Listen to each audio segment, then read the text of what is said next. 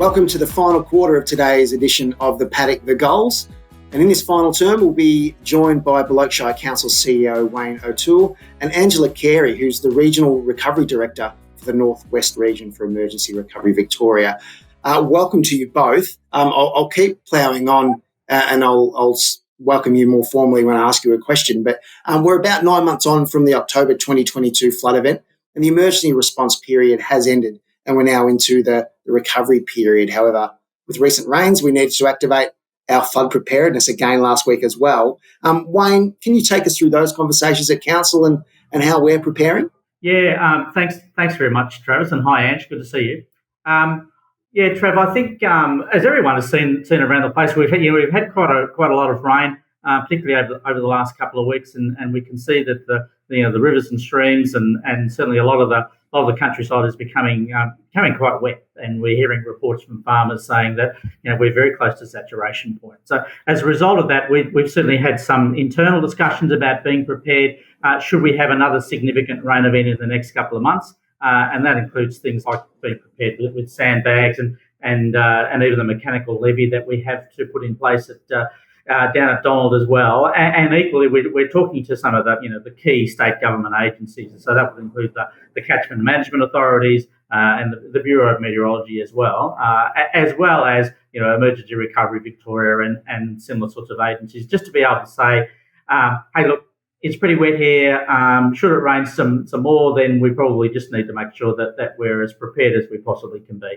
And this morning we kicked off the first of our staff thank you breakfast events too for the flood efforts, Wayne. Bringing the team together. What's the purpose of these events, and how important is it managing our staff wellbeing? Oh, Trav, it's critical, and it was a great event this morning for those of us who were there. Got the chance to be able to formally thank all staff, so outdoor staff and indoor staff, who worked tirelessly in the lead up to the event in October, and then subsequent to that, an incredible effort by all staff, and really recognised by all the communities as well. Just in terms of what our staff did and how well we worked with those communities throughout, and all the way up until this point as well, and we'll continue to do that. The importance of the event this morning was just the opportunity for us all to stop. The Mayor got the chance to speak to the staff and just thank them for their efforts and recognising that there's still plenty of work to do. But it was a great opportunity, and we even had some former staff who had worked with us previously and have moved on to other things. So it was a great event this morning at the Vale of Avoca down in Charlton. Really enjoyed it. Yeah, it was a wonderful opportunity to see some of those faces again and celebrate some of their contributions this morning as well. We're able to send staff away too with a keeper cup, so a bit of an environmentally friendly gift that sported Council's rainbow logo that we launched at Ida Hobbit this year. So a great opportunity to support another part of our community as well. We'll do it all again in Witchy-proof next Tuesday for another one. So it was a really great morning. Angela, this time around we've been fortunate to have a more streamlined process, and that was probably as a result of the Royal Commission into the National Disaster Arrangements back in 2020.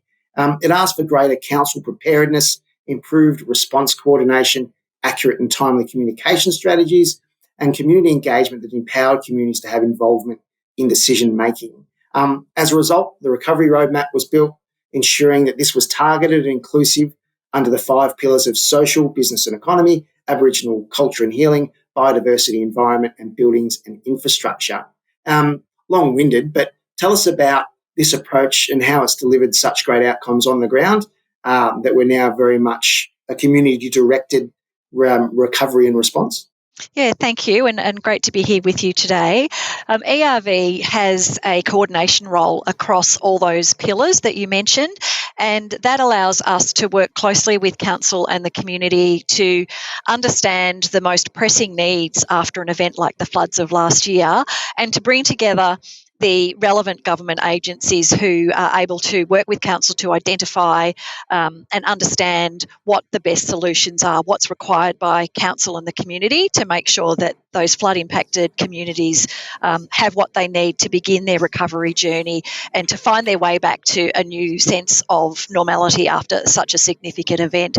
So we've been able to have people on the ground as much as we can with council to work through all that, all those issues, and really understand from a very local level what it is that's going to support council and support communities to get back on their feet. And Wayne, just changing lanes a little bit, Tuesday was a very busy day for local government CEOs. We learned the decision taken by the Victorian Premier to withdraw from the Commonwealth Games. So what does that mean for Paddock, and how might it play into our flood recovery, such as advocating for social housing? Yeah, great question, Trav, and it has been a really interesting week as the government sort of made that decision, and very quickly they were on the front foot with CEOs from right around the state, and really talking about the opportunities that presented. And whilst we as a council had made an expression of interest and a bid for any opportunities that council may have gotten out of the Commonwealth Games, up to including having events and the like. But the opportunity that presents now is very much around housing, and the state government have made a number of announcements in the last few days around that. So we see it very much as an opportunity. A number of the regional CEOs are meeting with Jacinta Allen, the Deputy Premier, in Bendigo tomorrow to have exactly that discussion about what it means. So, like everywhere around the state, we have a need for social housing, like we do worker housing as well. So I think there's a real opportunity for us to be able to present our case and with a view to be able to getting some funding to get building a range of housing types, including 1 and 2 bedroom flats and apartments, all the way through to the sort of 4-bedroom executive homes that we need as well. It's a large announced program on the back of what they won't be spending on the games. Are you confident that there's the word regionals in a lot of that media a lot? As a small rural, are you hopeful that this will extend to places like Paddock Shire? Yeah, and certainly that's a big part of the advocacy that we've made this week, which is to talk about that rural is different from regional, and that our need in raw numbers is certainly less than what might be in some of the bigger centres such as Bendigo and Ballarat. However, there is still a need, and it's genuine, and we should be able to provide housing and other facilities for local people so that they don't necessarily need to be able to either live or travel to those bigger regional centres. So, look, I'm confident that we've got a strong message, and we certainly have a really good ear in Jacinta Allen, who of course is local in Bendigo and is very receptive and understanding of the difference between regional and rural. It's an exciting time. Let's hope we can have some wins. And Angela, ERV are no stranger to the advocacy piece and have been successful in helping our councils advocate for change. At Paddock, we've pushed hard to get the extension to the primary producer grants. Tell us about the work your team have done and continue to deliver. Yes, look, that was a big win for communities and councils like Paddock. Those primary producer, I guess floods never come at a convenient time, but most inconvenient for the farming sector, the agricultural sector, who went straight from floods back into a next season of farming, and time was very limited for them to sit down and fill out grant forms and those sorts of things. So it became very clear to ERV that communities did want more time for this. So we took that information that we were gathering and those conversations that we were having with local councils and with primary producer groups back into government and worked with AgVic, who I will say, didn't balk at this at all. They were very happy to sit down, and they were hearing the same conversations themselves, and credit to them for responding. I think the benefit of having ERV in the space is that we were able to give support to that as well, add another voice to what we were hearing on the ground, and as a result the decision was changed, and farmers and primary producers did get that additional time that they were looking for to be able to apply for those all-important grants that were so critical to them being able to get their industry and their farms back on their feet and producing again. And we thank you, and I'm sure many people listening today do as well, Angela, so great work. Wayne, what are our priorities when I say we, Paddock, in the flood recovery area at the moment? how's it impacted business as usual, and how are we positioned? Yeah, look, it's been a very challenging time because the floods that we experienced, essentially went from all the way from the south of our municipality, through to Sea Lake and beyond. So, and it took quite some time, to travel that far. So the impact certainly at the time as roads and access to towns and things became very limited over those couple of weeks. And indeed, there are still roads, particularly in the north, that are underwater. So the impact has been significant, and we're still really getting an understanding of exactly what that means. Prioritising, the roads and other infrastructure that we need to be able to repair. The state government has been a really great support in providing, for us as Bullock, a small rural council with limited funds. So they've given us, advances in the work we need to do to the tune of around about $9 million, Travis. So we are certainly grateful for that, and we continue to work with all the agencies to ensure that funding will continue to flow through. So a lot of the emergency repair works, of course, were done up to the end of April, and now we're looking at really working up what we call packages of work, then to be able to go out to the market to get all that price and tendered for, and start to really do all of that repair work in earnest. That will take some time with access to materials and contractors and the like. So I would think that that's probably at least 2 years' work. But the important part of the moment is to be able to prioritise that to ensure that our farmers and residents have access to their properties, and then we work through the priorities over the coming months, Strat. Great, good for our listeners to understand, and also to that, Bullock has a ready shadow emergency management team for activation in the event of any disaster, not just flood. So we're all about to enter some intensive emergency management training again with Matt and Sue from the 6Cs, who were so pivotal in October and ongoing last year, to help establish our lines of communication with the ICC in particular during that flood event. So we'll keep upskilling and delivering for Bullock as well. Angela, tell us about the Community Hub program and the aspirations for that. Oh, absolutely. The Hub program is an important piece of the recovery puzzle, the journey that communities now find themselves on. And the government has provided funding to local councils such as Bullock to allow them to establish hubs in whatever form that they would like those hubs to be. We've heard a lot about the need for outreach services, particularly where you've got large rural communities such as Bullock, and that not everyone is willing or able to come into a centralised location. So the money that's been given to councils to establish these programs, we've tried to keep that as flexible as possible so councils can adapt that funding to meet the needs of their community. And we think it's really important that we don't tell councils what to do with the money specifically. Obviously, there's guidelines around it, but that council have that flexibility to bring in the services that they feel they need and to work in a way where they will get maximum reach to that community. So some of them will be outreach services, some of them will be in-house services, but the important factor is that the hubs will provide, will give community access to all sorts of support services, but also the funding will help support initiatives that will bring communities back together. And we know that after a disaster, social interaction is really important to social recovery. So we felt it was really important that councils have funding to help them take up those opportunities to bring people together, not necessarily to talk about the experiences of the flood, but just to reconnect and to start to feel like there's something familiar happening again in their life, and that is that social connectedness with their communities, because we all know that small communities are very good at supporting each other and staying connected, and a disaster such as a flood event can disrupt that, and it has disrupted that. And this funding will, we hope, go a long way to support councils to bring those communities back together, which we know is really important to that social recovery. And of course, we also know that councils are best placed. They know their community communities better than anyone else. So it's important that we empower and enable them to do the work that they do so well day to day, and that is to connect with their communities. Councils, we know, can do a lot with very little, particularly smaller councils, and it's amazing when you visit a council and you really get into what they are delivering on the ground pre an event.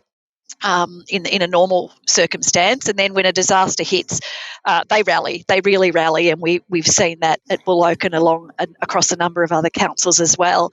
And our role as government is certainly not to come in and take over. It's just to wrap around and support where the scale of an event is so significant that council could do with a helping hand, and that's what we're there for. So very much a partnership, very much working in step with council and listening to what's required on behalf of their communities and taking that back into government. And the hubs are an example of that, where councils have said to us, we need recovery outlets, we need somewhere and funding for services to be delivered to make sure our communities have what they need to get themselves up and going again.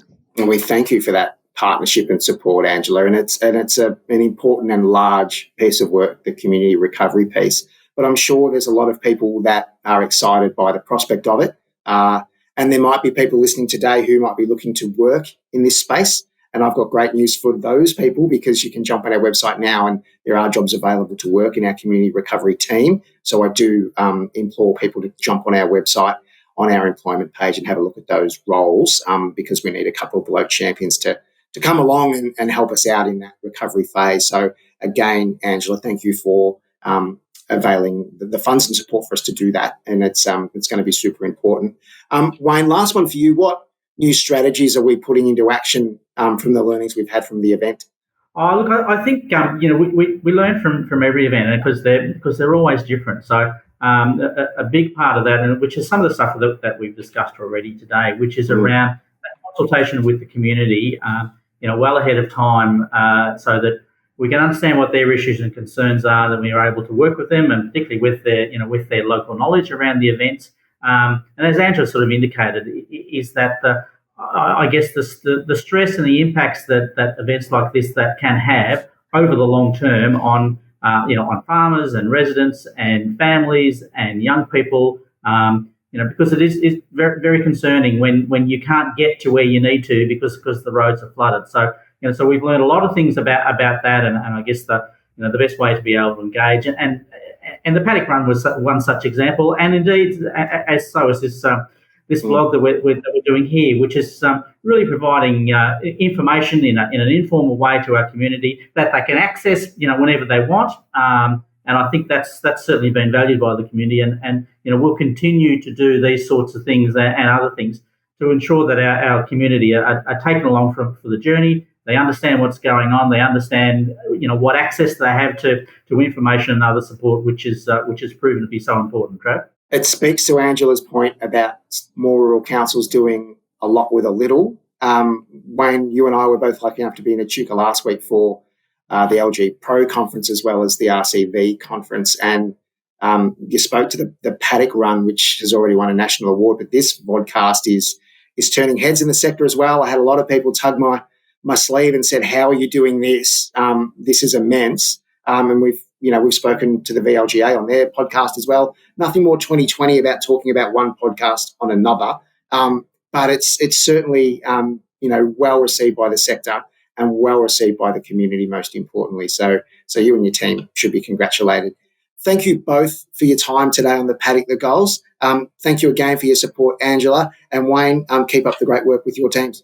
Thanks, Trey, and same to you. And thanks, Angela, for joining us. Thank you. If you are needing some assistance, the Business Victoria Partners in Wellbeing Helpline is a free and confidential service for small business owners and employees. Get support from trained wellbeing coaches, financial counsellors and business advisors, as well as information in languages other than English. Call 1300 375 330 or visit the website to connect live and chat and send an inquiry or make a referral. The Rural Financial Counselling Service is available to assist primary producers to understand and apply for flood and storm support. Primary producers can contact their local RFCS on 1300 771 741.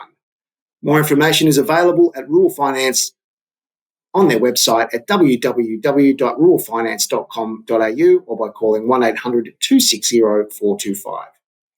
Thank you to the North Central Football League and good luck to all of the teams today. We hope you've enjoyed this podcast. Keep a lookout in your local papers, Footy Recorder, social media and on Council's website for information. We will transcribe a summary of today's vodcast and make it available in print form.